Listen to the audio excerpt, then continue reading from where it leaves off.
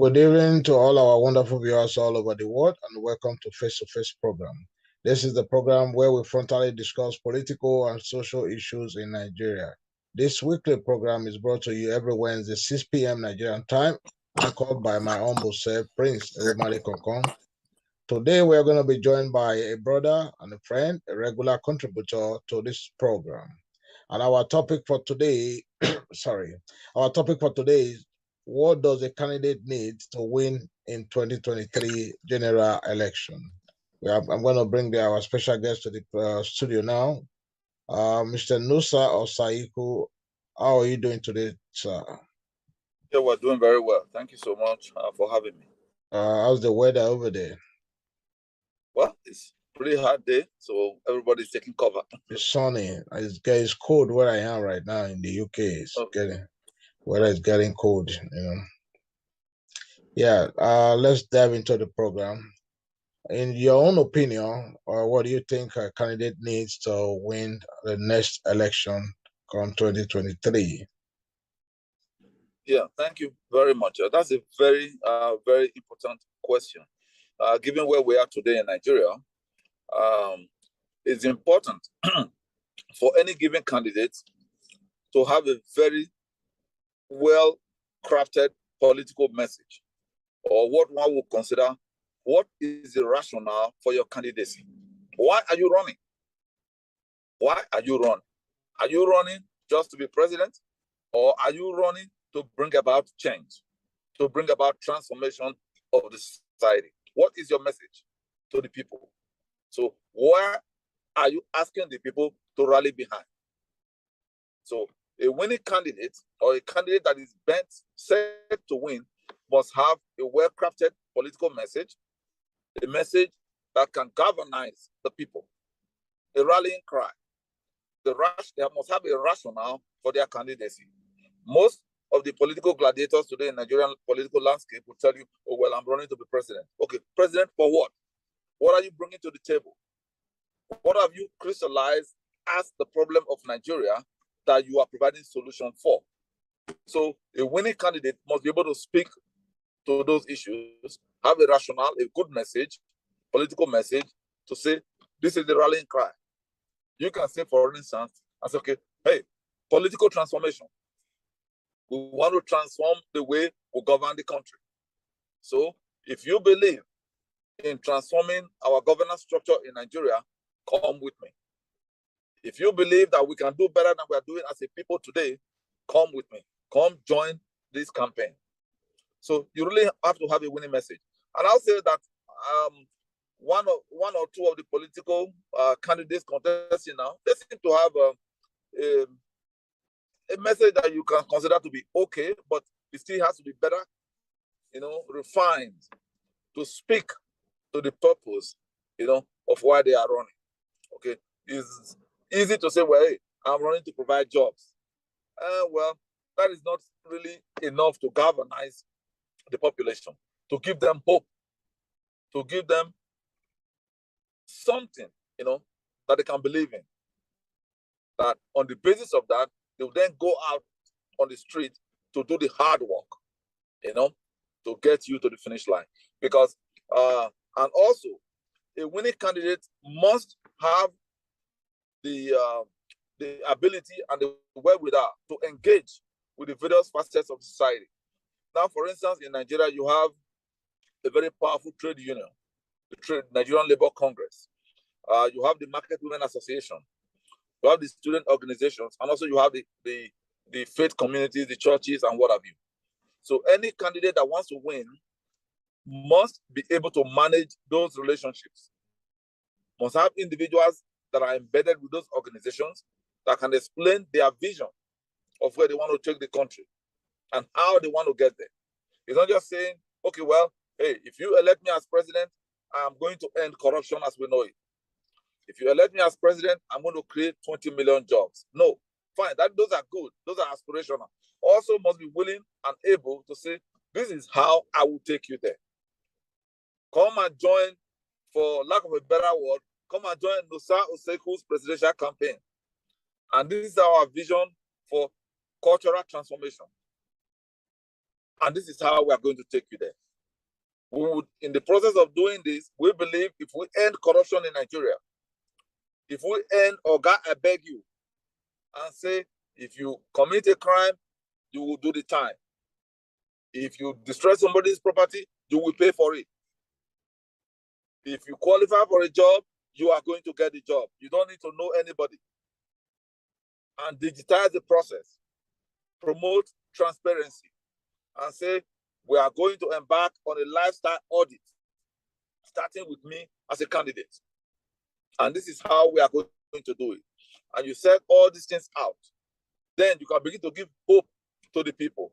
And of course, from what we see now is that there is a lot of talk in the Nigerian community, especially among the youths, that they want a better country, that they want a candidate that can address their concerns in terms of providing opportunity for good living, in terms of ending business as you know it in Nigeria. And on the basis of that, they are aggregating towards candidate A or candidate B. Now, if you take this now, to just piggyback to what we said in one of our previous programs, when I said that leadership comes from the ground, not from the top. You can see from what the youths in Nigeria are doing now is that they are providing leadership. They are saying, we want a candidate that will speak to our issues. So guess what? A good political candidate now should now be able to now take what the youths are saying and craft policies that will address those concerns.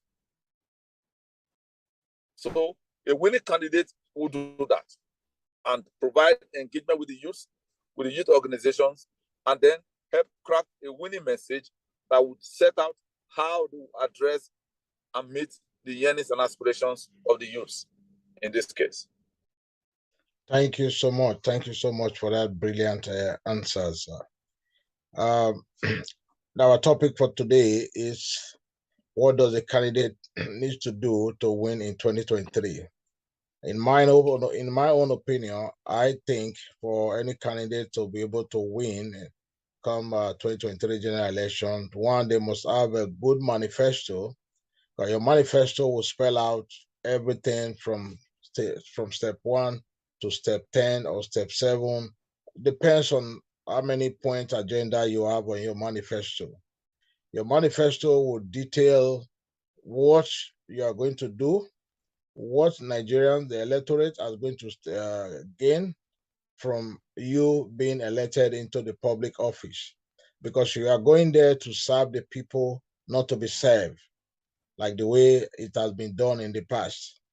So for any candidate to go out there campaign, you must have something good that will attract the electorate. Yes. You must have a very good manifesto. Yes. So I'm gonna ask you this question. Considering the political terrain at the moment, I know what we've been witnessing, or what we've witnessed in the recent over the last few months in Nigeria is quite different or differ from the previous political season. Being some new aspirant in the field, the new aspirant in the political arena, and also considering the two major political parties in Nigeria, which is the All Progressive Congress and the People Democratic Party, and with the Labour Party being the most popular political party right now in Nigeria. Looking at these three political parties, I know there are two or three other political parties also who are also vying. There are about 75 of them, but I think 5 of them are more out there really campaigning, but 3 are in it more considered to be serious. Among these 3 political parties, what will you recommend if you were in a position to recommend something that would change their political strategy, what will you recommend to any one of them? Yeah, thank you very much. What my goal here is this. Looking at the question that you've asked now, Yeah. What would I recommend to either of the three political parties? Yeah, either of the three political parties, yeah. On how to win the election. Yes. Is that correct? Yes, correct, yeah. Now, yes. You mentioned the word manifesto, you know. Yes, that is very critical. Just like I tell people now, the word politician in Nigeria now is a bad term. To be called a politician is an insult. I see it as a toxic word, you know. The other day, somebody called me, Mr. Nusa, you used to be a politician. I said, no, I demand an apology from you. I said, because to be called a politician in Nigeria is essentially synonymous with the word criminal. Yeah, criminal, yeah. So I demanded an apology. So now, in the similar way, when you say the word manifestos, Nigerians have seen manifestos, and these political parties will put them out there, and when they are elected, nothing is implemented. You know, so that was why I did not want to use that word manifesto when I use the word rationale. You know, rationale for your candidacy. But precisely speaking, yes, you have to come out with your manifestos, the plans that you would execute if you were to be elected. But however, the most important thing that either of the political parties must do, because if you look at the current political terrain, the APC, who are the current government, they have a disadvantage because normally the electorate will judge the political party based on their performance in office. So that is a disadvantage for them. However, even in that disadvantage, there is a structural advantage because they are the government in power. And anywhere in the world, it is always hard to unseat an incumbent party. So for them to win, they have to be able to convey to Nigerians why the current government did not deliver on all its promises and be able to explain that they have learned lessons from their current presence in government. And having learned those lessons, if given the opportunity again, these are the changes that they will make.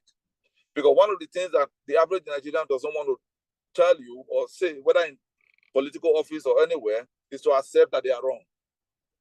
So the APC must come out to acknowledge the fact that they have erred, they have failed the Nigerian people, and this is where they went wrong.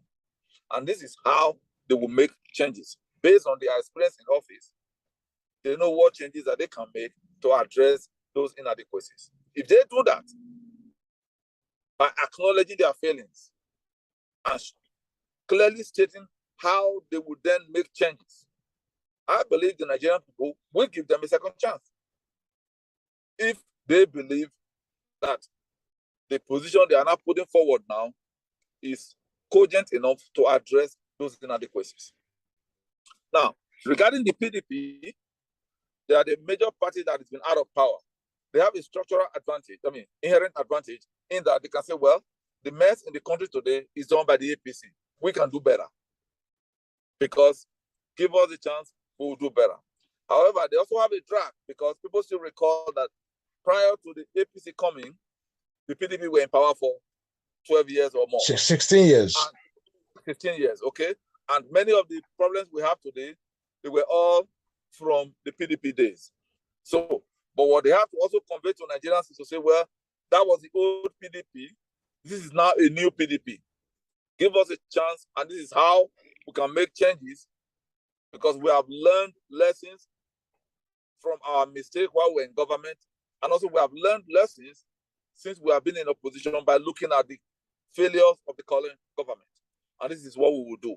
But however, I think they have a more difficult task, even than the APC, because the candidate they are bringing forward is not a change candidate. The candidate is a status quo candidate because the candidate was part of the previous PDP government. So how effective such a case will be, I can't do that. Yeah. Now, for the Labour Party, they have a tremendous opportunity. They have a structural impediment because they have no sitting governance. But however, they have a tremendous opportunity to win this election if they can really tap into the anxiety of the Nigerian people, the fear and the anger that is prevalent in society, by giving it a voice, by speaking to their concern, by mobilizing the people and providing an outlet for all those anger to be turned into productive actions. For example, we know that the youths are very energetic, okay, and they are willing to see instantaneous change. So they can provide them hope of a better day to come, a vision on how we are going to get there, and also harness their current energy now for productive purposes.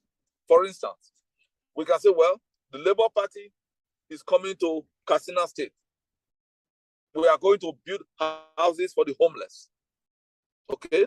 We need all those youth that believe in a new Nigeria to come and volunteer to build houses. You know? So they are not going to be compensated. This is a voluntary work. Okay? But there'll be funds will be raised to provide feeding and logistics on how to get there. So what you are basically doing now, you are creating a new cadre of citizens, active citizens, that will believe in selfless service, providing services to the less privileged ones. Those are critical training, okay, that these youth will get by providing these services, and to help them down the road if they find themselves in government, because they will then know and appreciate that they are in government to serve and not to be served. Thank you so much. That was a brilliant one. Okay, my next question to you is, given the current crisis in Nigeria, with the All Progressive Congress being in power for almost 8 years now, 7.5 years, almost 8 years, what should the next president of Nigeria do differently from what the current administration has done?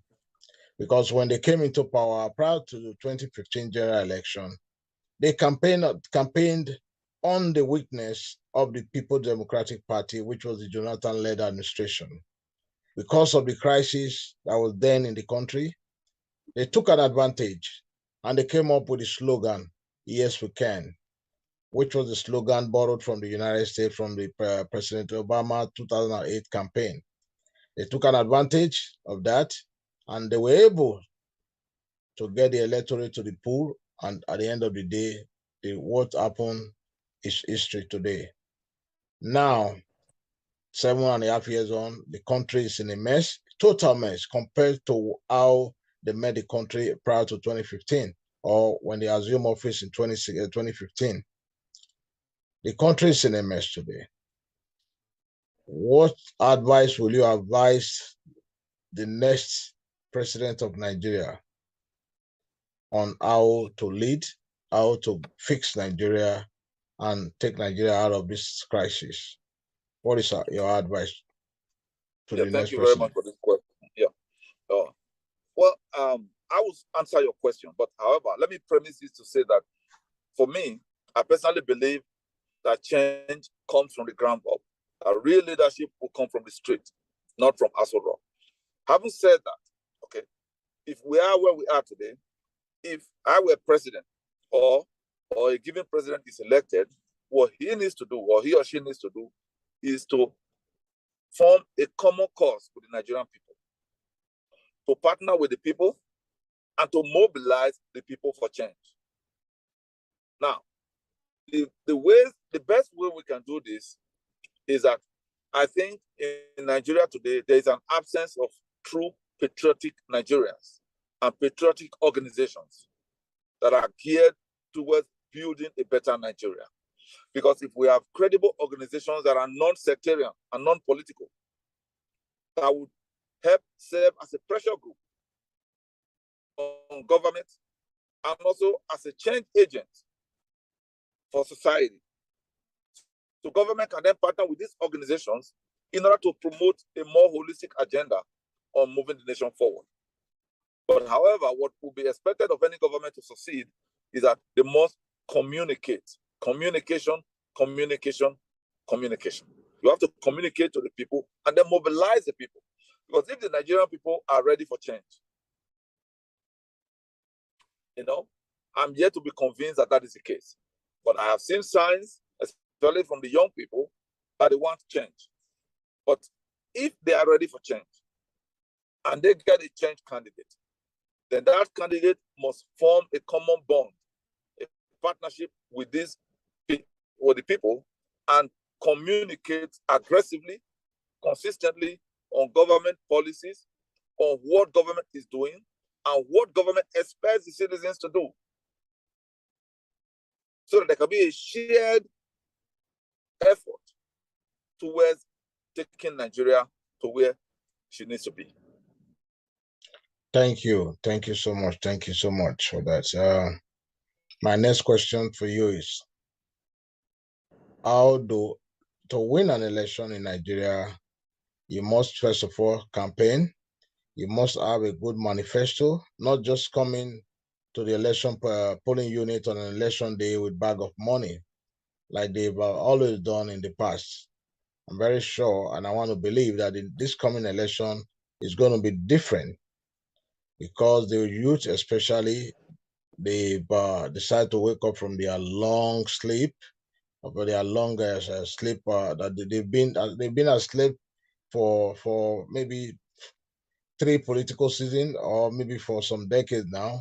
They woke up suddenly to realize that it's time for them to take their country back, because things are no longer the way it used to be. The country, things are tough for them. No job, unemployment is at the highest level in the nation's history. So now they have decided to wake up from their long sleep and take their country back. So I'm sure that this coming election is going to be quite different. So considering all these factors, that to win an election in Nigeria, not just coming to the election with your money and all that, but you need to also campaign. Have some good manifesto that will bring the electorate to the polling unit to vote for you as their choice. So what will you what is your advice? What is your advice to the youth, especially when it comes to electing someone during this political dispensation? Yeah, my advice is this. But first, let me just say, part of the necessary ingredients to winning an election, is that you must have presence in every community in Nigeria. Because ordinarily, even in developed countries, people will not wake up on that day and go to the polls. You have to have people, campaign officials or campaign volunteers that will be making phone calls, that will provide vehicles to take people to the polls, that will check on people to say, have you already cast your vote? Have you gone to cast your vote? Okay? Just to make sure that people, though they said they will vote, but to actually make sure that they go to the polls to cast their votes. That's very important. To have a checklist, maintain a checklist of all those who are registered voters in a particular area, check on them constantly, engage with them, and let them know what your candidate or your candidacy is all about and how you hope to change the country. Now, once you do that, and also engage with them on election day, provide avenues for them to go to the polls, then you have done your part. And then you can leave the rest, whatever the outcome at the end of the day. You can live it because you've done your part. Now, what was the other part of your question? I said you should address our youths. Okay. On the road. Thank you. Yeah. So on the youth, what I think the easy part for the youth, in my view, is to support a candidate and then the candidate wins. That is the easy part. The most difficult part, in my view, is the governance part. Because more often than not, we just say, once the candidate wins, then everything will just go dandy. No. The real part where the rubber meets the road is after the election and the candidate is sworn in, is to continue and to stay engaged to make sure that the candidate who is now in government delivers on those promises. Which means the youth must constantly be on the streets, and they must constantly continue to raise their voices to make sure that those promises that were made are kept. Because I can tell you this now, not just only in Nigeria, if the people become apathetic and they don't stay focused, once the leaders get there, they will get carried away. They will begin to do the business of those, the vultures. Because in every country, you always have vultures that are hanging around waiting to feed on the carcasses of the nation. You know, the likes of Dangote and other businessmen who are exploiting the Nigerian situation. They will co-opt the government. So the youth must stay engaged. And even after the election, to make sure that what was promised is delivered by the government. Thank you so much. We've come to the end of today's segment, but I want to give you 2 minutes to address the candidates of each political party in the coming presidential election, and also use the opportunity to speak to the Nigerian youths on what to do and how to elect a good leader. You have your time. Yeah. Thank you very much. My general advice to all the candidates running for elections to become president of Nigeria is to come out with a clear and bold vision of what they intend to do for the country and how they intend to do it. And not only that, that each candidate should declare their assets or undergo what I would call a lifestyle audit so that Nigerians can know their sources of wealth, how they got their wealth, and what is their current financial status. And not only that, if they are also indebted to any of the Nigerian banks, because that is important so that the nation can have a clear picture of where these candidates are. And secondly, this may not be related, but I would like to speak to this briefly, which is the current falling, the current depreciation in value of the Naira relative to the foreign currency. You know, many Nigerians don't know, but the biggest problem with the Naira is the dual exchange rate that the Nigerian government has been operating since the days of General Ibrahim Babangida, to where businesses can go and buy dollar at a subsidized government rate, whereas the rest of the general public will go to the black market to buy. That process alone is feeding corruption in Nigeria.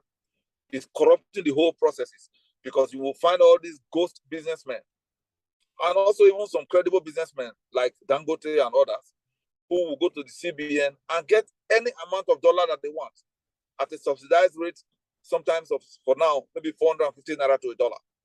Whereas right there across the street in Marina, Lagos, dollar is going for 700 Naira. So he can collect $100 million and just go across the street and change it for 700 Naira at the rate of 700 Naira, and then go back the next day and get another one. When you have that kind of situation, the process will lead to further corruption. Corruption of bank officials, corruption of the state, and of course, degradation of the value of the Naira. Further degradation, because no matter how well the government is performing, it is not going to be able to meet the demands for the Naira.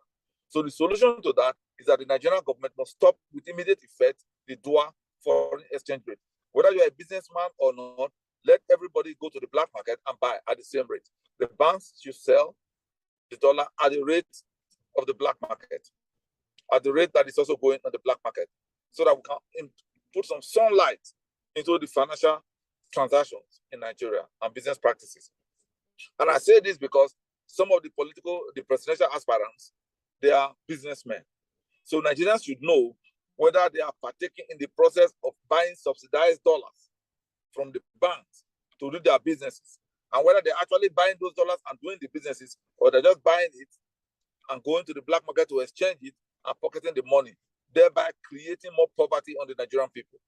This is important because you can speak to say we are going to create jobs and what have you, and you are basically subverting the wealth, the hopes of the people and aspirations of the Nigerian people through your business practices.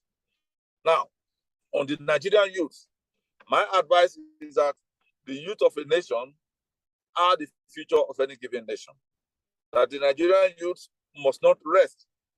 They must continue to engage, but also they must shun violence and they must shun cynicism, but remain steadfast and stay the course.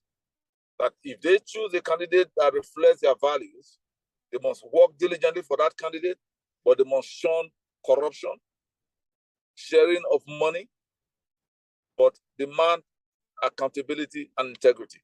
And when the candidate wins, they must demand accountability and responsibility from the candidate. Thank you very much. Thank you so much, my brother. It's always a pleasure to have you on my program. Fellow Nigerians, we have come to the end of today's segment. Our topic for today was, what does the candidate need to do to win in 2023 election? There's quite a lot that they need to do. One, a clean and clear manifesto addressing the issues faced by the Nigerian electorate. That's one of the major steps, defining what they plan to do for the nation and for its citizens. And now they are going to tackle most of the key issues that is bothering the Nigerian electorate today. One, insecurity. Two, unemployment. Three, one, insecurity. Two, unemployment. Three, the killing of Boko Haram, kidnapping and S-men and all that.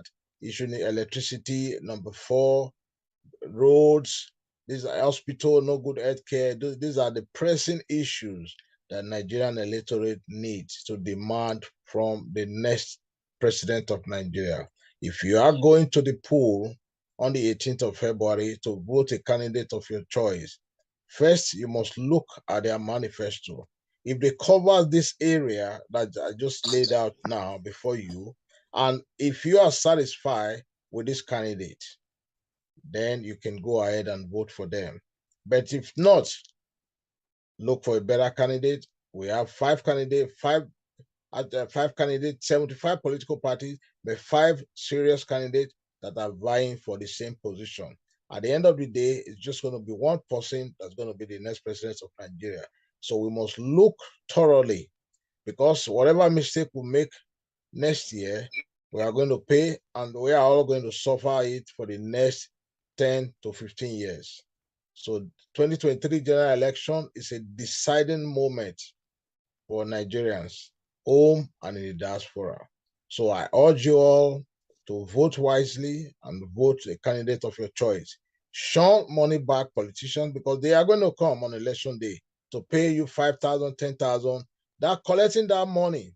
You are selling away your birthright, because you are going to be spending that 10,000 for the next 8 years of whoever becomes the next president of Nigeria. So I advise you all to shun money back politics. Vote your conscience. If you want to collect the money, that is fine, but you must vote your conscience. So at the end of the day, we'll have a credible leader that will be able to take Nigeria to the moon, that will be able to make Nigeria compete with other countries around the world, that will be able to turn things around for Nigeria, and all for the sake of unity, for the unity of Nigeria, and make Nigeria one great nation the way it has always been. Until next week, same time, same place. I remain blessed. I am your humble brother, Prince Ewumade Konkon. Thank you. My brother, thank you for being in the show today. Thank you so much.